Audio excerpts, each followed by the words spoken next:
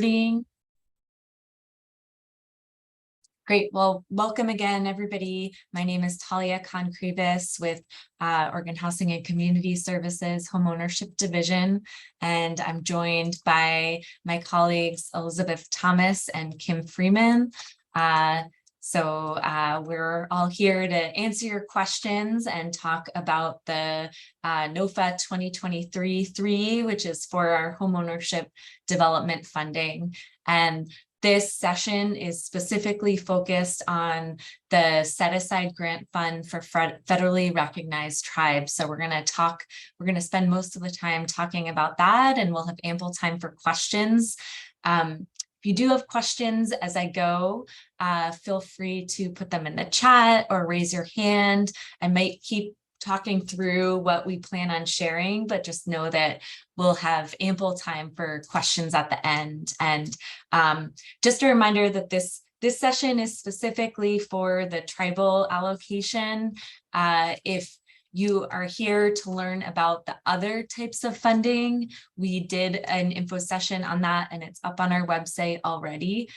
So we will be sticking mostly to the tribal allocation and answering questions around that. Great, well, I'll get started. And thanks again for everybody who introduced themselves in the chat. Today I'll talk about key dates, provide an overview of the funding, and I'll talk about all the funding in the NOFA and then hone in specifically on the tribal grants.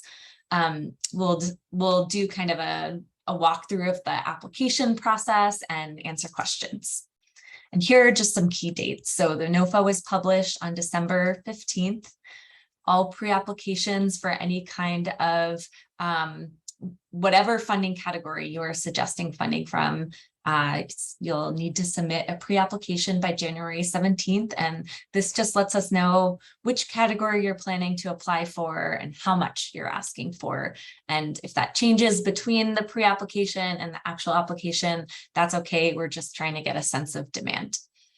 The last days to submit questions is February 14th. And then the final applications are due February 17th by 5 p.m. And we'll have awards announced by June 2023, if not sooner. And so we're at the state, we're governed by procurement laws. So we have a very specific way in which we can communicate about our funding opportunities. So once the funding opportunity is published, we're not allowed to have many one-on-one conversations with people. And we're actually looking to see if there's an exception for these tribal funds, which have a non-competitive portion to them. So I will follow up with everyone if we are able to do more in-depth support. But otherwise, when you have a question, please email this email on the screen, hodevelopment@hcs.oregon.gov. And we will get back to you as soon as we can to answer your question. And then for any questions that we receive, we will be posting on our website a list of all the questions that we've gotten from everybody and the answers, so that everybody gets to benefit from the questions and answers of everybody. So that's updated on our website on a more or less weekly basis. So just get comfortable with our NOFA website. I'll turn to it a little later in this presentation because we do actively update that. So here are the funding categories that are part of this NOFA Notice of Funding Availability. There are 5 different categories here. And again, I'm going to hone in on the last one, but there's LIFT, and that is for permanently affordable models of homeownership that serve home buyers at 80% or below of the area median income. And then there are some funds to make those LIFT projects pencil. They're basically just added on to the LIFT projects. And again, those have to be for community land trusts, co-ops, condos, those shared equity models that are permanently affordable. We have development subsidies, which are for the projects that don't fit into the LIFT category. So they're pretty much any style of home ownership, homes for purchase, that serve home buyers up to 120% area median income. And so those can be any model of homeownership that meets a community need. And the way that they're structured is that we will fund up to 90% of the subsidy that the developer is placing on the home. So 90% of the sales price minus, or the cost per unit minus the sales price, and we'll fund 90% of that difference up to $200,000. The fourth category is pre-development and capacity building grants. So these are for emerging and established developers to really work towards having another project in the pipeline for future years, for future OHCS funding. So we're really prioritizing projects that are working towards community-centered design, and then also support smaller organizations in getting ready to do more building and scale up their operations. And then we have this set-aside grant fund for federally recognized tribes. And so I just want to point out that federally recognized tribes are eligible to apply to any of these categories. We just have a set-aside that's specific to the tribes. So there's a somewhat non-competitive nature of those funds, because we really would like to have tribal participation. And so this is to support development of affordable homes for purchase and other homeownership related projects that meet your tribe's needs. And I'll go into that more of what that looks like. I'm just going to pause. Any questions so far? I am going to dive into this last category a lot more, but any questions so far? Okay, I'll keep moving, but feel free to stop me. So here's again, just an overview of all the funding that we have available. In total, any organization can submit up to 3 applications. So you can apply to the set-aside grant fund for federally recognized tribes, and also the pre-development and capacity building grants, and also development subsidies if you are interested. That's, you'd have to fill out a corresponding application for each, but you are welcome to submit up to 3 applications. And again, tribes are welcome to apply for any of these types of funding, and this is the allocation for each. So the set-aside grants for federally recognized tribes, we've divided them into 2 different categories. One is for homeownership development, and those are mostly construction projects. And so the application for that looks very similar to all the construction project applications that we have. So it's kind of a universal application for LIFT and the development subsidies and these tribal homeownership development projects. So if you're proposing a construction project, which is either new construction, including pre-development work, or conversion of an existing structure into affordable homes for purchase, then you would use this track and follow some of the corresponding applications for that.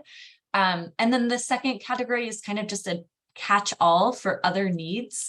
So when we spoke to you when we were developing this NOFA, we heard that more money for down payment assistance and home safety repairs and capacity building would be something that is needed. So you're welcome to use the second track to kind of apply for anything that will increase homeownership among your tribal members. And so that would fit within this category. We did get a really good question yesterday about, someone asked, I am interested in purchasing some pre-existing homes that can then be sold to tribal members.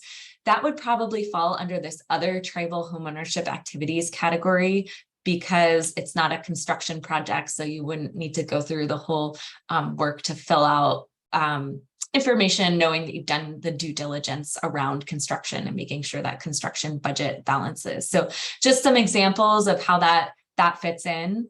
So those are the 2 categories. For both categories, each tribe that applies and meets the application requirements will be guaranteed a minimum grant of up to $100,000. You can request less and we won't give you that full $100,000 if your needs aren't that much. But if you request that 100,000 or more, you will be guaranteed, as long as your application is complete, you'll be guaranteed that amount. So that's kind of the non-competitive side of this tribal set aside.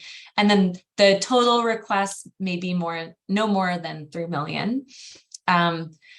You can apply to, in one application, you can apply to both tracks of funding. So you could apply for development funds and also that other, if you have those, if you want to say build 2 homes and then also have associated down payment assistance with those homes, you could apply for both of those tracks. Just, as long as you are justifying your need for the funds and showing us that you have a plan. And I think, one thing that we heard from you all when we were developing the application is that the housing block grant, you do already have to supply a lot of that information. So this could be a nice supplement or kind of precursor to your housing block grant, where you're giving us a lot of the same information that you've already supplied to that housing block grant, and either leveraging our funds to get more block grant funds or supplementing our funds based on funding that you've already received. So hopefully there's a lot of overlap in that information that you're providing, and you're welcome to just, use what you've already put together. Given that it fits within the questions. So I'll go into this a little bit later, but you'll just see this language in our NOFA that says, subject to approval of an early session legislative bill, awardees must spend the funds and complete the planned project by June 30th, 2026. So the funds that we have are general funds, which means typically when we receive general funds, we're supposed to spend them within the biennium that we've received them. We're asking the legislature for an exception for this money, since it's mostly construction projects and associated activities. And so we're going to ask for approval to extend use of the funds beyond the biennium to June 30th, 2026. So that's the subject to, and we're feeling optimistic that we will be able to do that. So you will have 3 years to complete your project by the time we approve your award. We reserve the right to fund less than the amount requested. We have a question in each application. If you don't receive the full amount requested, what's the minimum that you need? What would be your plan for making sure that the project is still feasible? And you can tell us whether you would accept less or not. So just know that that's, if there are, $10 million in requests for this 5 million set aside, we might be able to consider your application in a different pool to bring in more funding for your application. But we also might be oversubscribed in all the pools. And so just know that you're not guaranteed to receive the full amount that you apply for. And then the grantee may retain up to their specified NICRA amount or the specified amount based on the project type. And that's a little confusing as it's worded there. So just as you receive a reservation of funds, know that we will respect your NICRA, or I believe, depending on the different types of funding, we have an amount allocated for administrative costs, and you can choose which works best for you. So just a little bit more about the tribal homeownership development projects. So these are the construction projects. They must be ready to start within a year of receiving a reservation of funds and completed within 36 months of receiving the funding reservation. This is, again, specific to construction projects. The application process, which I'll go into, is involved. So just a heads up there. The set aside grant fund I already said this, but if it's oversubscribed, if there's another funding category that is applicable, then we can consider your application within that category and try to bring up more funds into your project. So you're not limited to that 5 million. This is kind of a little bit of a repetition, but so we're asking for extension of the use of the funds beyond the biennium. And then we're also in the legislative session going to ensure that we are able to better have soft set-asides within the funds, within the general funds that we've received, so that we can more easily move them around to meet demand.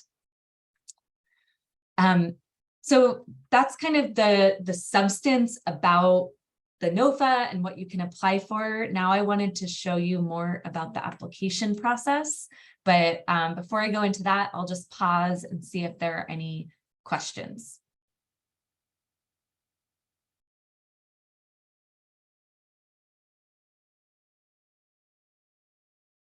Feel free to unmute or raise your hand or put the question in the chat. Pamela, do you have a question? Yeah, real quick. Are we following the same guidelines for AMI on this?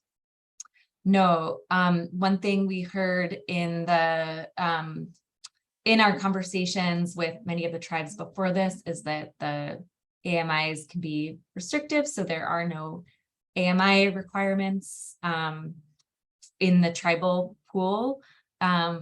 So we would want to know, we ask questions like, who are you targeting for this project? What are the specific demographics? But there aren't specific requirements around income. Okay, thank you. Yeah. Any other questions? Okay, I'll keep going. And actually, I'm going to share a different screen. So this, let's see. Okay, I'm just going to show you where everything lives on our website and kind of walk through that. So here. This isn't related to the NOFA, but this is where you can see, this website is where all our technical advisories come out. So if there's updates, you can see other funding opportunities that we have open. So just urge you to look at our technical advisory and sign up for news updates. I can post this website at the end so that you have it and you know where to sign up for alerts. This next page is the NOFA homepage, and this is where we will post all information. So, for example, when we make any updates, we'll put them up here. So tomorrow we'll be posting a new FAQs with information, with responses to questions that people ask. So just know that this is being refreshed pretty much weekly. And so, so that's where you can find other things. Under the training guidance, we'll put the recording from today up here. You can see the recording and slides from our other information session. All the application materials can be found here, with a note that some of them are links to other, some of them are Smartsheet forms, and then some of them are actual applications or files up here. And then this, in case you're interested, you can see the links to any of our past NOFAs.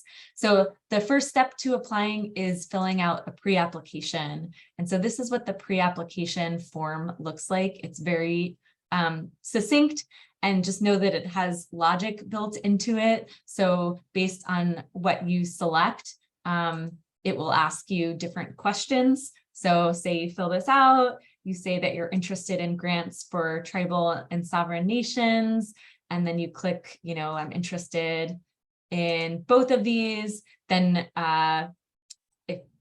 here's an example. You wouldn't fill out all the same questions for the other tribal homeownership project versus the tribal homeownership development So if you're interested in both, you click on both and then fill out the corresponding questions. And then you'd let us know who in your agency or organization do you want to have access to the Procorum Work Center. And the Procorum Work Center is basically a portal that we use to share files with you and where you can upload all your relevant files. So once we receive your pre-application, we will send you within a week credentials for the Procorum Work Center. So you should get that in your email and you can reach out if you're not getting that. So just, and I'll have a link to another training related to Procorum if you're interested in learning more about that.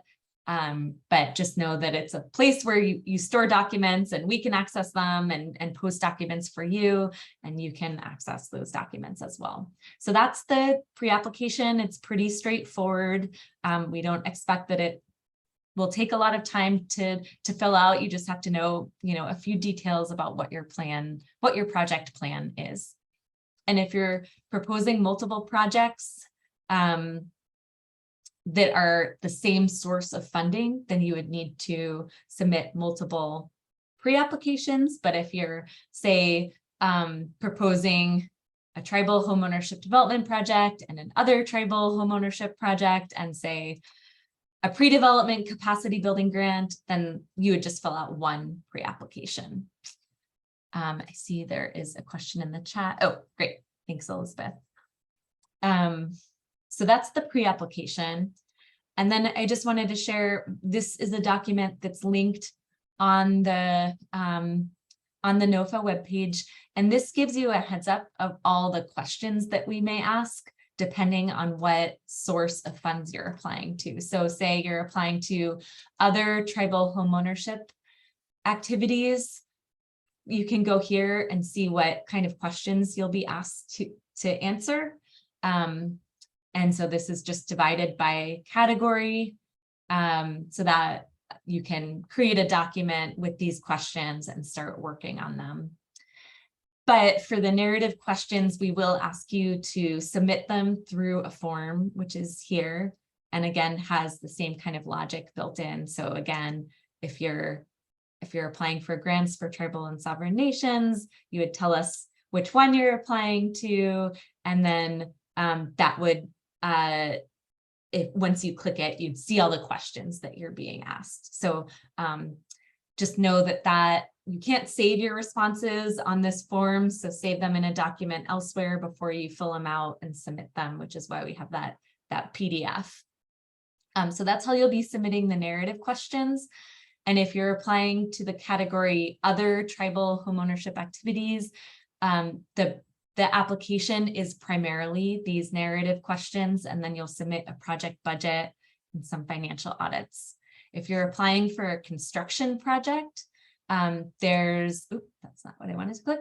There's a few more, as I said, it's a little more involved. And so you will also be filling out this Excel workbook that gives us information about your project. So can you see the Excel workbook here?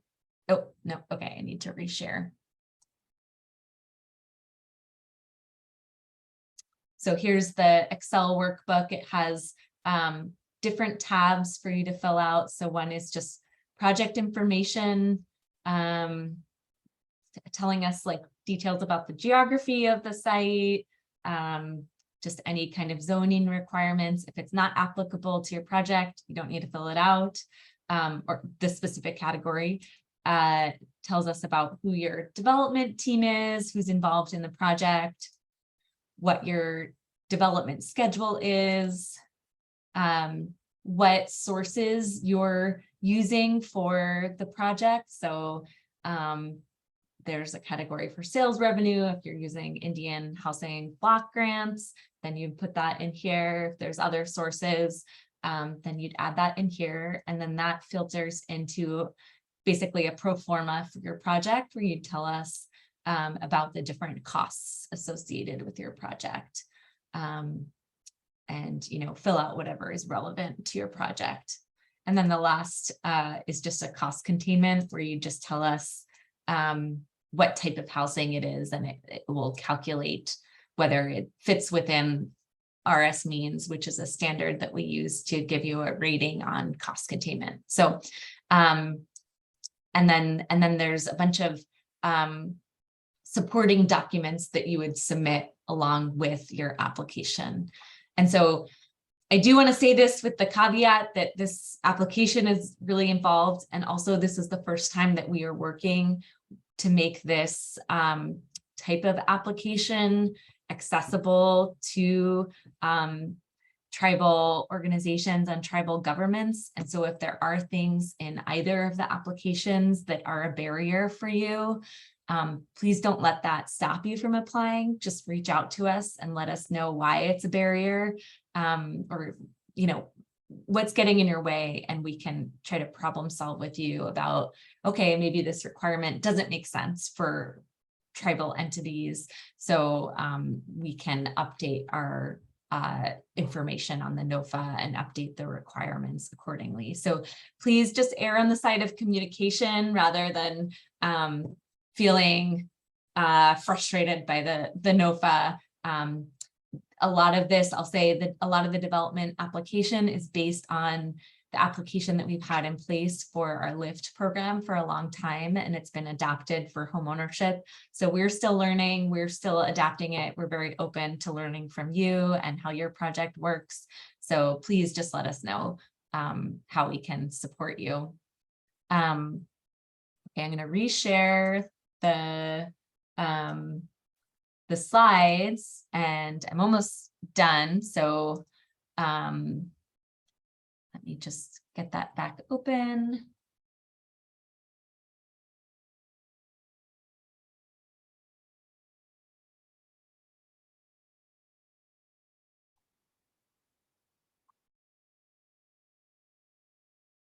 Okay. So again, go to the homeownership NOFA page for all your document needs and for updates. Here's a link again to the pre-application. Here's a link to a training about Procorum, which is that document depository. I spoke about the application process. Here are just some tips for the narrative responses. Save them in a separate document before submitting them. Make sure you're, you know, if you get to the smart sheet form at first, it might not seem like there's a lot of questions, but then when you click on the corresponding funding, you'll see all your questions appear.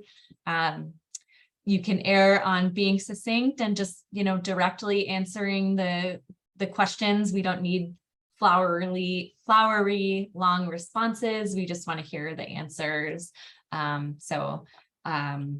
Just tell us what you think we need to hear. And then every application will be reviewed by an application review committee. And every application will be reviewed and kind of rated based on the type of funds that you're applying for. So what we're looking for is just a complete application that meets all the requirements. And then for those that are requesting above $100,000, you know, we will go through this scoring and ranking process, and you'll see the rubric for ranking those applications in the NOFA there at the end of the NOFA PDF. And if you have any questions about that, just let me know.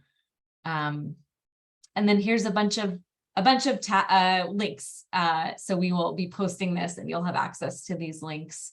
But so I just threw a lot of information at everybody. So I will pause now and just would love to hear if anybody has any questions or hear what people are thinking. I think Pamela, you had a question before. Yes, I want to just make sure I got this. So we have to be ready to build within 12 months, and then the project has to be completed within the 36 months. That's generally correct. For construction projects, we can do extensions if you know, if you had the timeline in place for 36 months and you know, things happened, the timeline can be extended. Okay. I actually have another question too. There is a compliance monitoring fee of $25 per affordable house under J. Mhm. Is that for the life of the home, or is there a time frame on that? You know what, actually, so we need to revisit, thank you for pointing that out, because that is generally for our homes that have an affordability period, and we want to Okay. monitor to make sure that the affordability period is being enforced and maintained. And for these projects, we don't have a specified affordability period.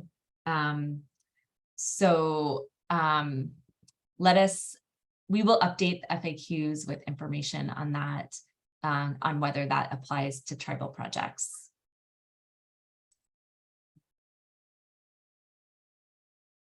Elizabeth, do you want to chime in there or share how that generally works with LIFT? Generally with LIFT, it is like what Talia said, it's for the affordability period. So the LIFT projects will have an initial affordability period of say 20 years. And so we charge that charge once a year, as long as we're still monitoring. So if we're not monitoring them, I think we can revisit that and see if it's appropriate or not. Yeah, thanks for pointing that out.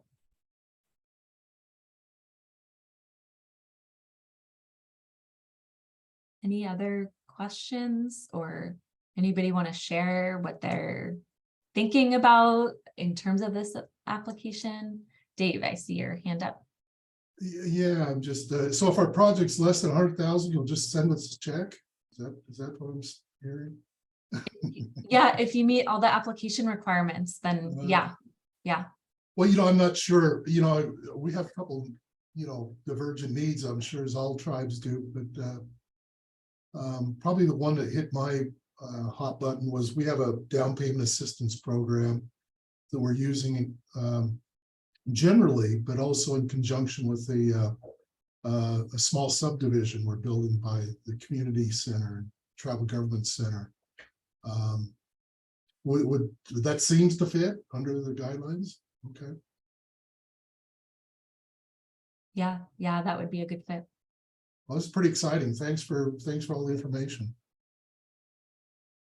Thanks for. Well, yeah, I just want to verify, you had said that the minimum is 100,000 and no more than 3 million per application. I want to make sure that that's both for the home ownership development piece and the other home ownership piece. Is that correct? The amounts are the same? Yes, that would be a combined for the specific 5 million pool. That doesn't mean you could apply through the tribal homeownership development pool. And if you're applying for a construction project or some kind of capacity building project, that limit doesn't apply to that pool. So you could just notify us that you'd like to be considered within those other funding pools. And then your application could exceed 3 million. Okay, thank you.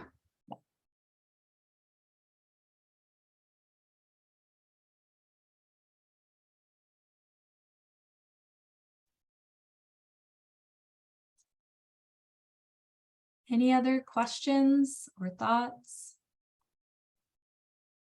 I was gonna say, it looks like there was a question that just got asked in the chat.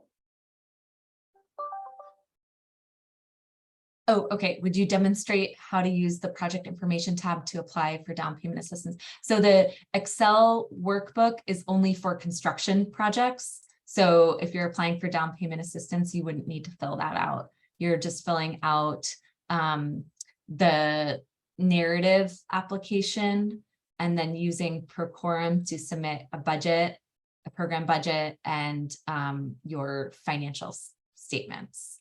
So yeah, the Excel does not apply to that like other tribal homeownership track. Good question. Just throwing it out there, how would it be, how would it be helpful to support you all throughout the application process? We're still finding out what our flexibility is, but we really want to encourage participation from all 9 federally recognized tribes, and we know that state processes aren't always fun to navigate. So we want to make sure that your questions are being answered and you feel supported to get through this. Is there any requests or thoughts on how we can be helpful? Okay, it would be helpful to extend the application deadline to accommodate tribal meetings and consultation. Okay, do you have a sense of by how much extra time would be helpful? End of March. Okay. We can ask about that. I know that our deadline kind of coincides with trying to do that early session bill and show that we have demand to keep the funds and not have them kind of taken away from us because we didn't spend them. So we're kind of trying to time everything, but I think if that would be helpful for this specific pot of funds, that's something we can ask for and get back to you about. Is that specific to the development track or both tracks?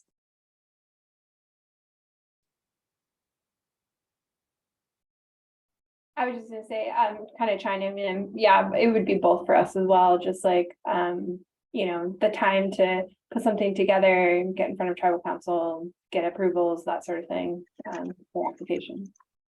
Okay. Okay, we can ask about that and follow up. Yeah, thanks for letting us know.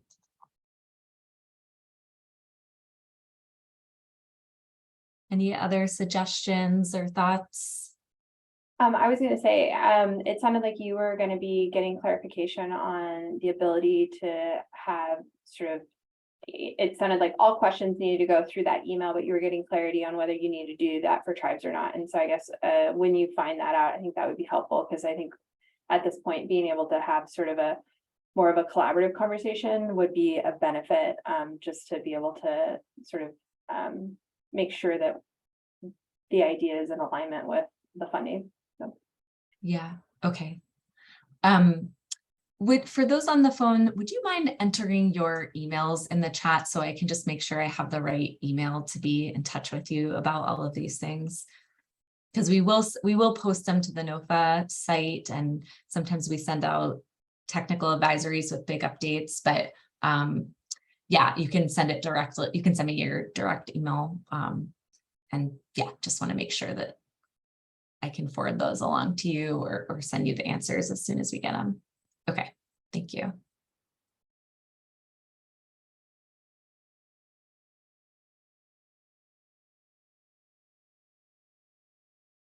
In the meantime, before we get that answer, the 3 of us on the line from OHCS are the ones that monitor the inbox. So it is us responding to you and getting back to you. So we will, be communicating with you. And then, yeah, we'll let you know if we can make some of those changes.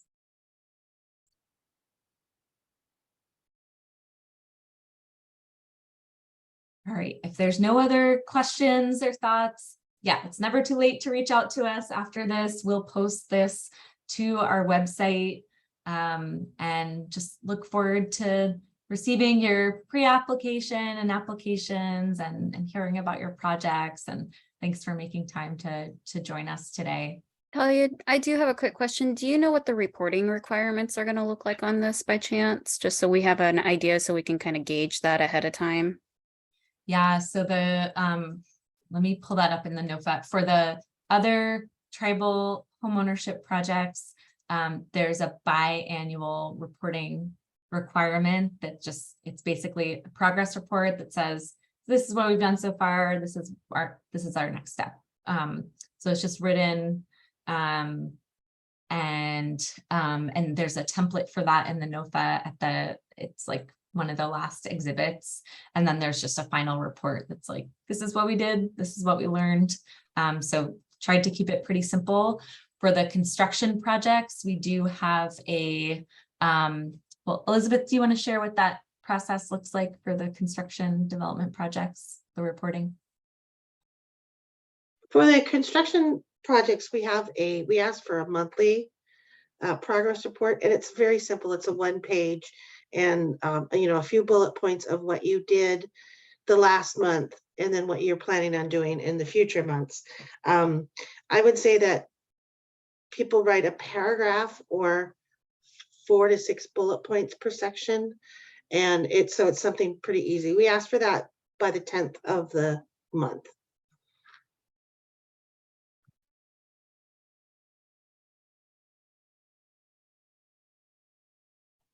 Talia, you're muted.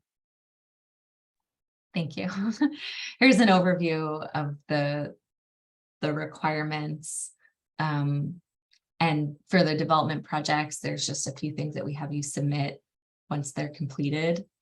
And then Elizabeth said those monthly progress reports that you just put in per quorum. And I'll just show you. Here's the sample template. So you just tell us your name, progress towards the project, an update on the budget and timeline, letting us know when you expect to do your next disbursement of funds. And very similar questions, just maybe, I think it's just an added question about outcomes for the final report. Can you go back to the other lists that had sort of, let's see.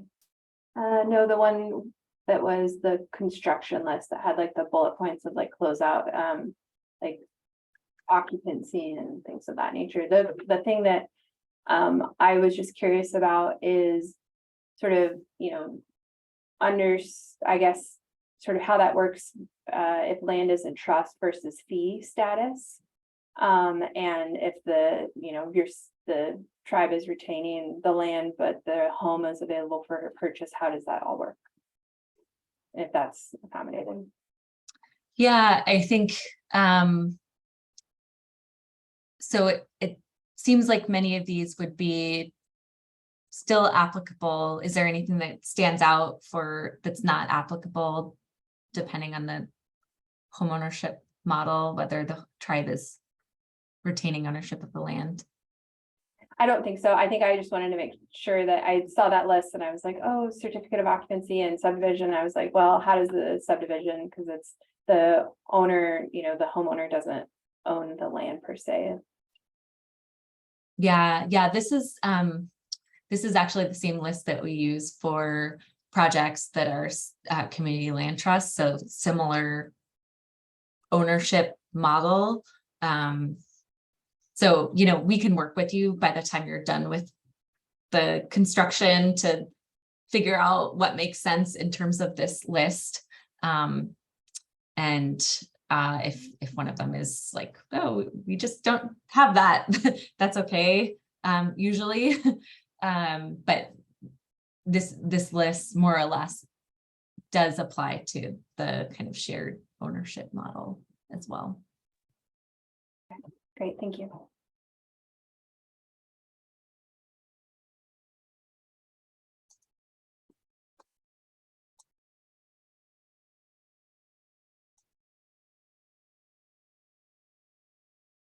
Okay, well, thank you, everyone. Again, if you leave and all of a sudden you have a question that comes to mind, just reach out. And we look forward to working with you more. Thanks for joining us today and Happy New Year. Thank you. Thank you very much. Thank you.